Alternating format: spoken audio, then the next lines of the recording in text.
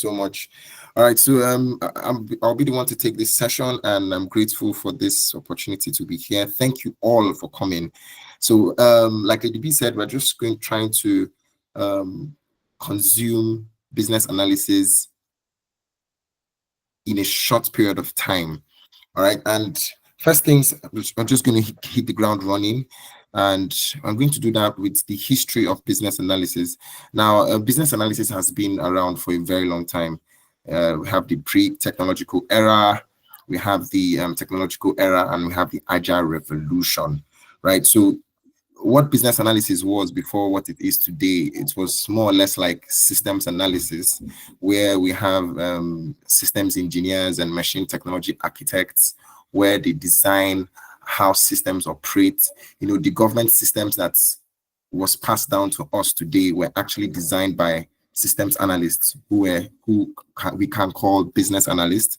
And when technology began to evolve into IT, in the 1980s, that role also began to change because management staff began to realize that there was a gap between the tech team and the business stakeholders. So the tech team was speaking a different language, and the business stakeholders were speaking a different language. So they needed a set of individuals to bridge that gap. Hence the need for business analysts. So as the business analysts were there to design the systems, design the processes, they also needed to break down those processes in simple languages that the tech guys can understand and languages that the business stakeholders could understand. Now, this era gave prominence to this rule called business analysis. Now, in the year 2003, International Institute of Business Analysis was founded to further emphasize or professionalize this role. And modern BAs are currently bridging the business needs with technological solutions. So basically what BAs are designed to do currently is just to bridge the gap between business needs and technology. So that's how we have evolved over the years, right? So moving on.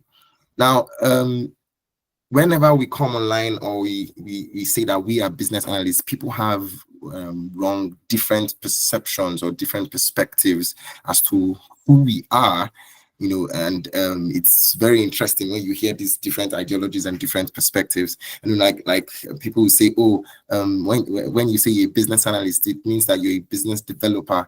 You know, you designed the business side of IT projects. No, we are not. That's not who we are, you know. And then they say stuff like, oh, you're code-based individuals, you know, when business analysts are in tech, so they deal with the ones and the zeros. No, we don't. We don't deal with code languages. Python, SQL, it's not our business. Actually, it's not.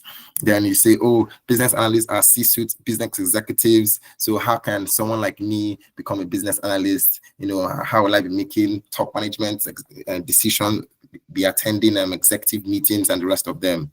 No, you will not. You will not be doing that. And then finally, some people say business analysts are financial data analysts. They deal with the numbers, and they crunch data, they do research, they analyze complicated statistical data. Not really. That's not who we are, and that's not what we do. These are all wrong conceptions that people have about what business analysis is, right? Okay, so let me rush. So since we know that that is not who we are, who are business analysts, right? So in simple terms, I'm just going to try and demystify that. Number one, we facilitate communication. Like I said earlier, business analysts facilitate communication between the business team and the tech team. That's the software developers, the IT guys. That's what we do. So we bridge that gap. We make sure that the business needs are translated to the tech team in a language they can understand, and the tech requirements are translated to the business team in a language they can understand. So we are here to bridge that gap, right? Number two is business analysts they gather requirements, and based on the requirements that they gather, they develop requirements documentation. There are different types of requirement documentation, from business requirement documentations to business case to functional and non-functional requirements, and on and on and on. That's what a business analyst does. Now, also, if you were listening about when I was talking about the history, business analysts from time immemorial have been process optimizers. The big term is, when we want to scare you, we say things like we are process engineers, or we are process architects. Don't be bamboozled by those bogus languages. Actually, in simple terms, we're just process optimization. We are process optimizers. We do what we call process optimization. It's a very simple task of looking at a series of processes and looking for a way to shorten them, to make things faster, to improve efficiency. That's our task. And looking at the fact that we are in an IT age, we are thinking of how to simplify processes for IT projects. So you see IT projects brag about, you can transfer money in 3 simple steps. You can sign up in 2 simple steps. You can do this in 3 simple steps. Those are the jobs of business analysts, to see how you can make process faster. Then we have business analysts are also project managers. Their job is to manage resources, manage situations, manage individuals, right? Manage individuals. As a business analyst, one key skill we leverage on so many times, especially when we are carrying out this task, is emotional intelligence. You really have to know how to deal with people, because you're dealing with different levels and different criterias of different categories of individuals. So you have to understand emotional intelligence to know how to carry this task out.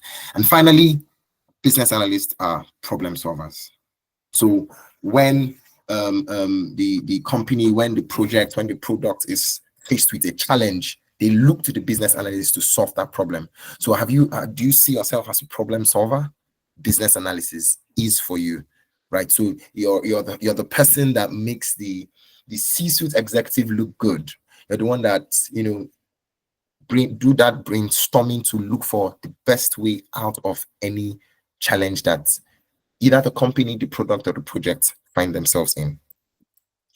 Now, speaking of job placement statistics, you might ask yourself, why should I be a business analyst when I'm already a banker, when I'm already a business developer, or whatever career you find yourself in currently? Now, in Nigeria, to start with, business analysis is a growing demand with increasing digital transformation across industries. Like, business analysis is in demand across industries in Nigeria currently.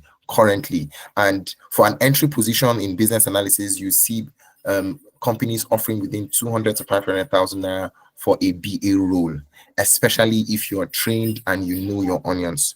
This is the expectation in Nigeria currently, right? And then in Africa, we see that key roles in tech hubs like South Africa, Kenya, Ghana, and Egypt. Nigeria inclusive, but I've mentioned Nigeria, so no need to mention it again. So these countries are leading these are the leading tech hubs in Africa, and there is a high demand of this role. I know, as I'm talking about Africa, you'll be thinking, does it mean I'm going to live in Kenya? Well, let me go ahead of myself and also say that BA is one of those roles that you can engage remotely. You don't really have to commute in an office for this role. It's something you can work from anywhere around the world. So in Africa, the leading tech hubs in Africa are growing in demand for business analysis roles. Then the top shots like the USA and the UK, where statistics show that every year over 140,000 job openings from 2023 till date happen or are available in these countries, in US and UK. Like, US have had their tech boom, UK's tech boom is gradually going to an end, and currently an entry position in UK and USA, you can earn about $2,500 to $4,000 per month. Dollars, pounds, it all depends. That's why it's a range. So wherever you find yourself, and these roles are majorly in finance, tech, consulting firms. So there is a growing growing demand for these roles. And globally, BA is ranked as one of the top skills to, top skills of the future, top skills in demand because of how dynamic it is, because of the pay, because of the flexibility in the sense that you can work remotely or you can work hybrid, because of how related it is to IT. Business analysis is ranked as the top skills to have in this dispensation. Right.